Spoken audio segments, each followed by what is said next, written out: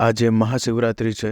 બાલારામ મહાદેવ મંદિરમાં અમે આવ્યા છીએ દર્શન કરવા માટે। સાંજના 7 વાગ્યા છે।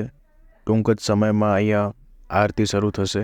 આરતીનો લાભ લઈશું, પ્રસાદ લઈશું। મિત્રો, તમે સામે શિવલિંગ જોઈ રહ્યા છો।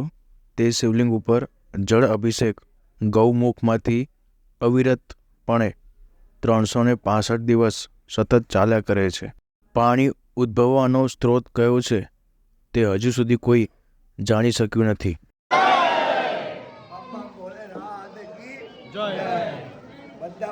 મંદિરની બહાર પણ એક ગૌમુખ બનાવવામાં આવેલું છે।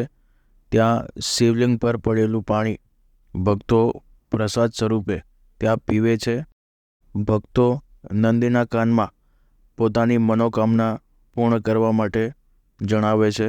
અમને સ્થાનિકો દ્વારા જાણવા મળ્યું કે મહાશિવરાત્રિના દિવસે મંદિર પાસે આવેલા એક ઝાડની ટોચ ઉપર એક આગ પ્રગટે છે અને મહાશિવરાત્રિના બીજા દિવસે ઓટોમેટિક તે આગ ઓલવાઈ જાય છે।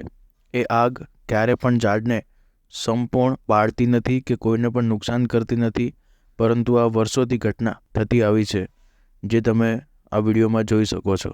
તો કમેન્ટમાં જરૂરથી આ ચમત્કાર માટે હર હર મહાદેવ લખજો।